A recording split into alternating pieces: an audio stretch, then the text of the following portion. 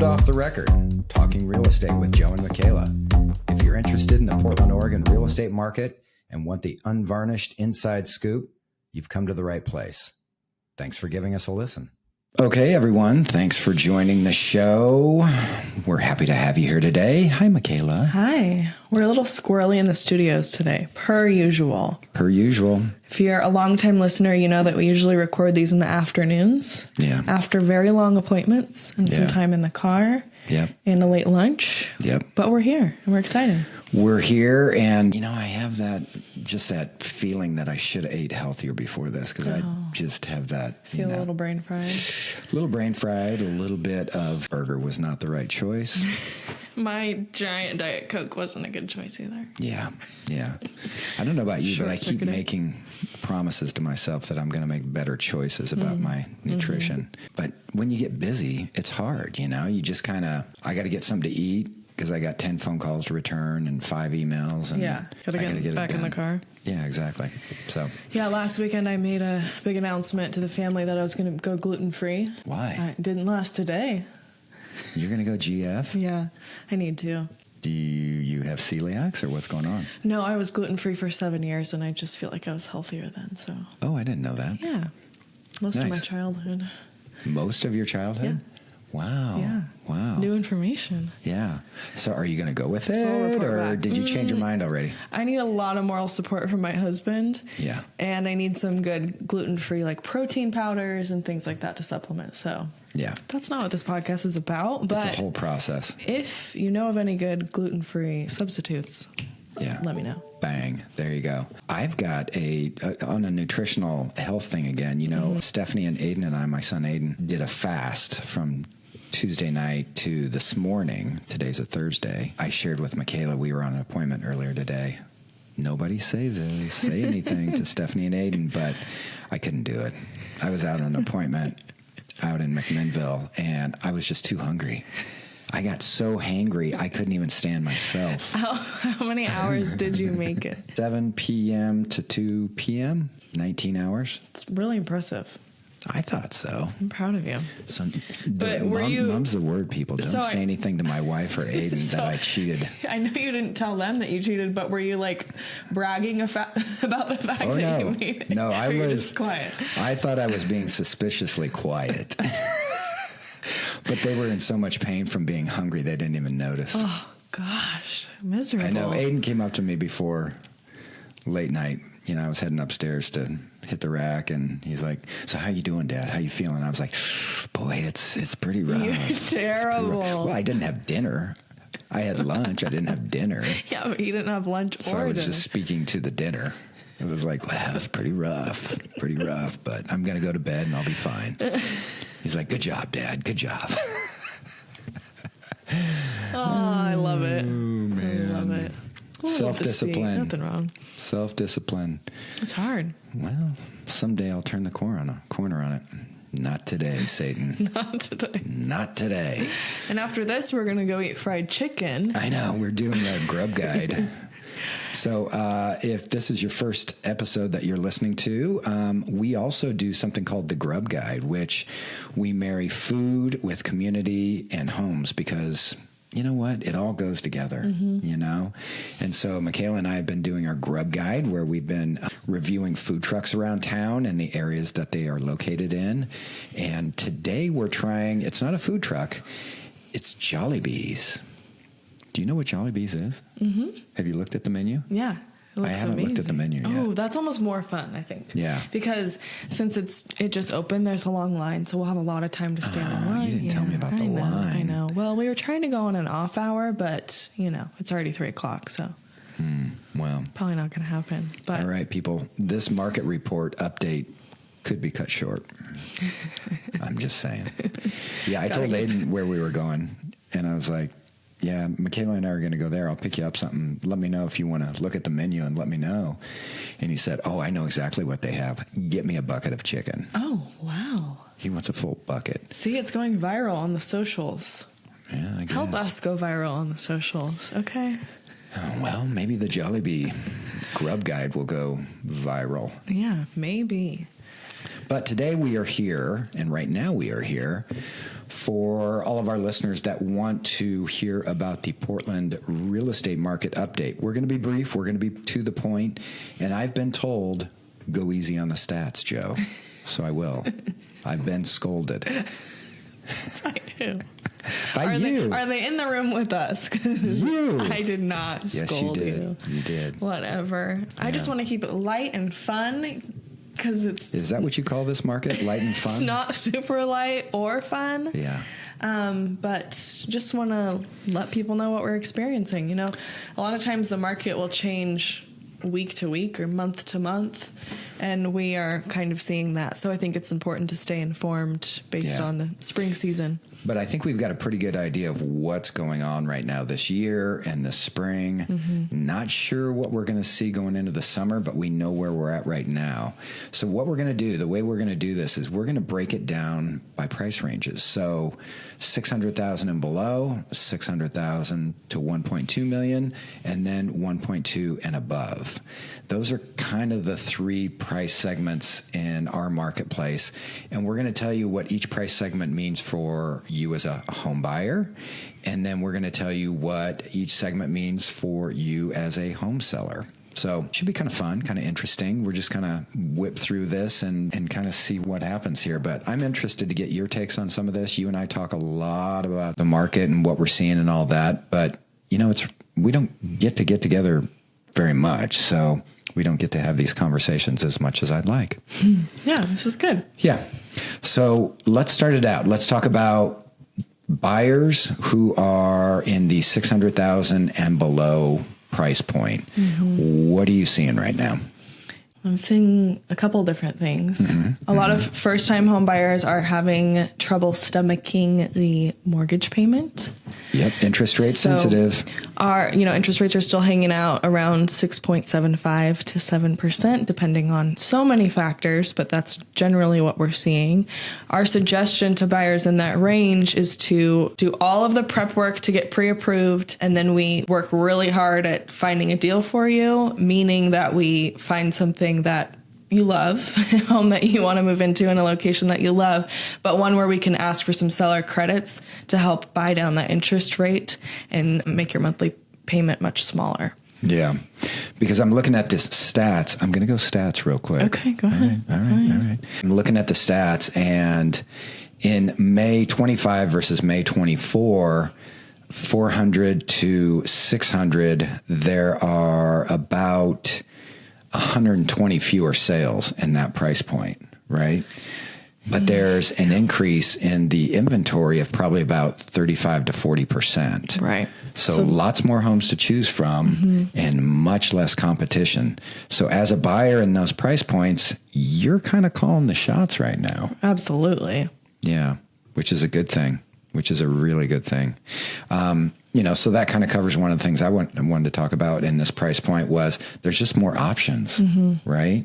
There's more options. Sellers are more willing to give you those credits to either buy down your interest rate or help you with closing costs or whatever you need to do. So if you're in a position where you qualify for a loan and you are open to the payment that comes with right now, you're in a great spot. Yeah. And everyone always talks about buying low, selling high, all that type of stuff.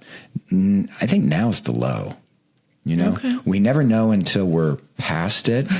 He's saying it here. I'm calling my shot. I think prices in that price point are not going to go down. And people think, I'm going to jump on it when the prices are at the lowest. Well, I think that's now, but also more importantly, you have leverage as a buyer right now and you can get those credits. You can negotiate all the repairs you want. You can do the things necessary to get in and have it be very favorable to you. Absolutely. And not overpay and walk in with a bunch of deferred maintenance. Right. So that's what we're looking at in 600,000 and below. Let's talk about buyers for 600 to 1.2. What do you think? I'm looking at, there is still, unless a home is absolutely dialed in and doesn't have any flaws, you're not selling it right away right now. Yeah. Right. You got to be in the top 3 to 5% of that price point. Now, if it is dialed in, if it's beautiful, if it's perfect, there's no deferred maintenance, there's no flaws to it, neighborhood check, not next to a freeway check, whatever the case might be, you might get multiple offers. Right. But if you're priced just above the marketplace, you also might sit for 3 to 4 weeks. Mm-hmm. It's a weird dynamic right now. It is a weird dynamic. And like you were telling a client earlier today, there's much more to look at online. So buyers, if they don't like the photos, they're scrolling on because there's more to see. Yeah. Yeah, for sure. And I have not heard buyers talk about, oh, that's been on the market for 30 days. I don't need to look at that one. There's something wrong with it. Remember how we used to get that in 22? Yeah. 2022, 21. Except it was like 10 days. Yeah. Oh, that one's been on the market 10 days. There's something wrong with it. Buyers don't care right now. They're looking at pretty much everything. And if it's dialed in, I think they're getting smarter about the fact that sometimes people price too high and then they got to bring the price down, and that's going to affect days on market. And you still might be able to get a great home that's been on the market 30, 40, 50 days. They've just had to make some adjustments price-wise. Right. So, and if you're a buyer in this range, it's a good time to try for contingent offers if that's something that you need to do. Mm-hmm. A lot more sellers are understanding of what's going on in the market, and they are willing to be patient as long as you price your home, accordingly, and it's well presented. They're willing to work through that with you. So we don't often see that in this market. No, and I think we've talked about this a ton on the podcast, but there's a lot of value in proactively talking to your mortgage professional and your real estate professional to get a strategy in place for, hey, I've got a home right now that I'm going to need to sell, or can I qualify to purchase something without having to sell this, or maybe sell it after? We're seeing a lot of that right now where they've got a low payment on their current home, which means that their debt to income is pretty darn good, which means they qualify for buying a new home without having to sell their current one. Mm-hmm. And if you want to keep it as an investment, all you're really going to have to show is that you have a tenant. In a lot of cases, you just show that you have a tenant for your property, and then they'll approve you and away you go. Right. We're working with a client right now. Their home is worth around $550,000, and they were able to make a non-contingent purchase for this home that's $750,000.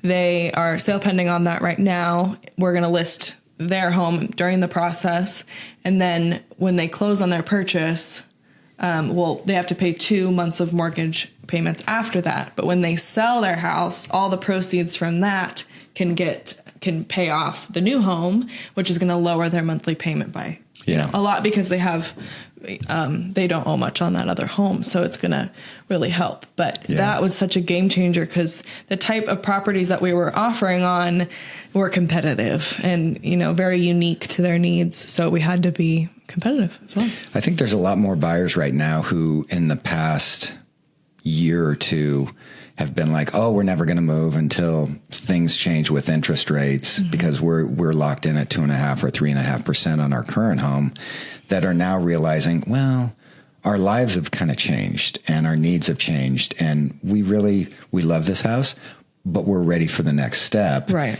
And now they're starting to look at what those options look like. And I think a lot of people are pleasantly surprised at what can be accomplished. Yeah, I think so too. Don't you think? Yeah.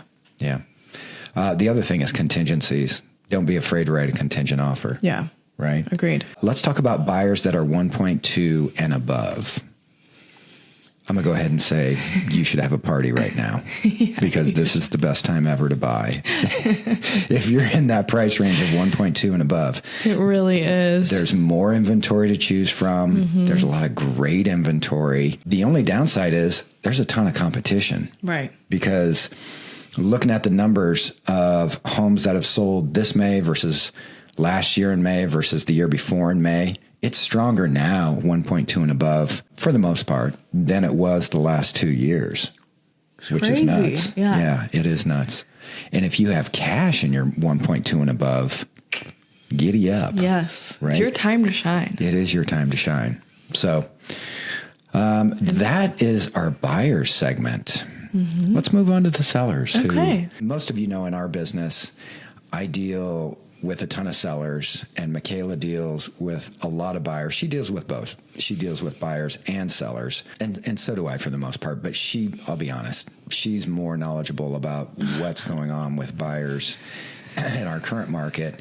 For me, I'm always, for the most part, working with sellers and helping them navigate what they're doing and everything. Mm-hmm. And buyers almost seem like I don't want to say easier, because it is complicated depending on which price point you're in, but there's solutions and people are open to different strategies and everything.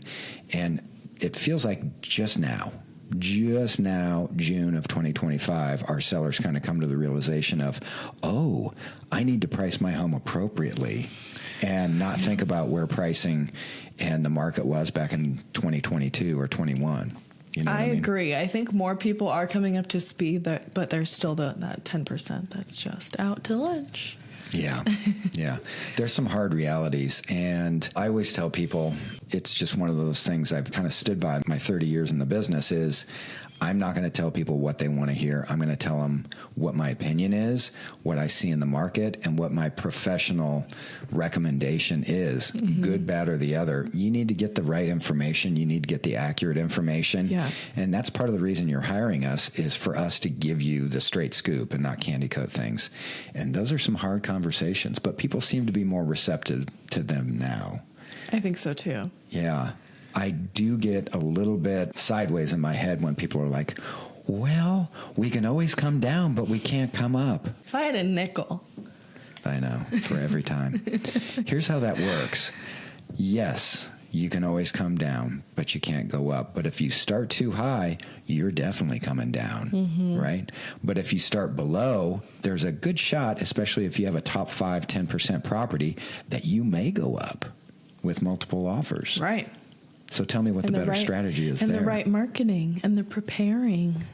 Wow. And all the things that we are here for. That's right. The other thing that's dicey is if you made a purchase and you're waiting on your home to sell, or, whatever the case may be, your market time isn't something you really want to gamble with, because you're paying your monthly mortgage payment or taxes or, water, sewer, garbage on that property. That is money you're losing every month.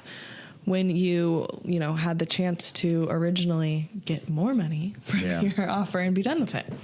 Let's talk about the price segment. So if you're a seller and you're $600,000 and below, there are 40 to 45% less buyers in that price point just because of the interest rates. First-time home buyers are few and far between. You know what I mean? And it's critical that you price not at the market, but a sliver below the market. Don't you agree? Completely, yeah. Yeah, I mean, you just don't want to mess with that. The other thing is appraisals. Even if you do find that buyer, we're seeing some appraisals come in low where it's like, yeah, we're happy that, you got a willing buyer and a willing seller, but the bank who will own 80% of this house is not happy with that price. Right. So either adjust it between the two of you, or we're not going to loan you the money. And that's how that conversation goes.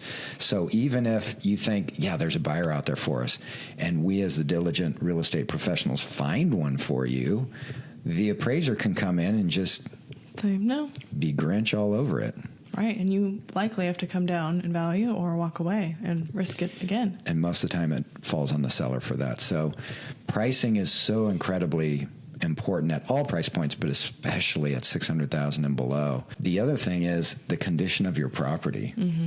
Man, spend a few bucks, spend some time. I think this is so important for every price point, but specifically 1.2 and below, because 1.2 and above, they're doing pretty good. But spending the extra time to prepare your home is worth every penny right now. Yeah. 100% agree. So 600 to 1.2, you're selling your home. Be prepared for some contingent offers. We talk about this in some of our previous podcasts, but make sure if you're not using Makayla and I, that your broker, your listing broker, who's representing you, will do a CMA for you on their home that they're contingent upon, and make sure you know everything you can about that, including pricing, including, hey, do you have some photos? Do you have photos taken? Can we see those? Our broker's going to do a CMA on it, because you're basically betting your sale on whether they can now get their property sold. So know as much as you can about that, but be ready for contingencies, because there's a ton of people out there who don't get counseled or don't have a strategy other than, well, I'm just going to buy a home as long as my home sells. And for some people, honestly, that's the only way to go. Yeah. Which is fine. But if they're $100,000 over the market value, then that's a big problem. Right. But if they've got a quality property, they've got a good broker, they've got a good marketing plan, they're priced appropriately, it's worth it to go for it, because you're still bumpable, which means you can still have your property shown, but you just want to make sure you're putting your eggs in the right basket. Right. And most times timelines on your sale will keep as normal. So I didn't phrase that correctly, but your inspection contingencies, will start just as they would with any other sale. Yeah, the timing starts upon mutual acceptance a lot of the time. So the other thing between 600 and 1.2 is you got a lot of competition. Boy, you got a lot of competition. And I mean, we have a couple of properties that I still cannot believe have not sold yet. I know. In that price point. And it's like, wow, these are a top 3 to 5% property. And we may have, the seller may have started out a little bit high or whatever, against our counsel usually, but it's just amazing to me that they have not sold. And it's because of all the competition out there. And also the fact that there's just not as many buyers out there to choose from. Right. You're fishing in a pond that has 40 to 50% less fish in it. It's more important than ever to get people through your home. So open houses are a great thing. All the old school marketing techniques are worth doing right now. Yeah. You got to have a proactive approach, and you actually make sure that your broker is sending you reports on how many people are looking at your home online, how many people are, how many brokers are sending emails out about your property, that type of thing. Let's talk about 1.2 real quick. If you're selling your home at 1.2 and above, congratulations, you're going to do well. But pricing is still critical. I see some people kind of jumping the moon on this, maybe have a 1.3 home in there. They're like, well, we'll give it a shot at 1.5. Well, guess what? Same rules apply. Right. Just bigger numbers. Just bigger numbers. The other thing is you got to make sure the condition of your property's up to snuff, because the competition 1.2 and above, there are more homes in that price point. There's also a lot of buyers in that price point right now, so it's kind of a little bit of a feeding frenzy. But that being said, those are smart buyers, Yeah. All buyers are smart right now, but 1.2 and above, this is not their first rodeo. Right. So that's our breakdown of the market right now, folks. We hope you've enjoyed that. I want to kind of do a little tease for our next pod. Okay, let's do it. We talked about it, but you don't remember, do you? Nope. A day in a life of Makayla and Joe. I love this idea. I want to pull the curtain back and let people see what our calendar looks like and what we're doing on a daily basis. And you and I talk about that and how nutsos it is sometime. I'm looking forward to it. Yeah. I have family that get a little bit bitter with me sometimes. You didn't return my text or my phone call right away. And I was like, that's because there were 20 people who want to pay me in front of you. And cut me some slack here. Yesterday I was on the couch and I think I was trying to find your contact, and I text you. We text all day, and I had to scroll, do 2 solid thumb scrolls. That he was morning. Whoa. I noticed that this morning. I was like, where's Makayla? God dang. I talked to her today and I'm like, oh shoot, I'm still on today. I know. Wow. I know. It's poor us. Well, not poor us. It's just nuts. And I feel like people are like, what do brokers do? Right. And my friends are always curious. Yeah. And why are they so stressed? My hair's falling out. No. It's not. Yeah. Okay. Awesome. So that's on the horizon, people. Keep your eyes out for that. But besides that, I hope the spring market report update has been helpful. And Makayla, Knocked it out of the park one more time. You too. Yeah. Reach out so we can talk about your personal situation and see if it makes sense for you to buy or sell in this market. We would love to help. Yep. And you can see all of our previous podcast on liveportland.com, livportland.com. And if you want to see our smiling faces, you can go to YouTube and watch the whole video of the podcast. How crazy is that? That's right. We're doing video too. All right, folks. Thanks so much. Bye. Bye. Thanks for joining us today. If you're interested in finding out more about Joe, myself, or the Live Portland team, you can go to liveportland.com. Thanks for giving us a listen, and see you next time on the Off the Record podcast.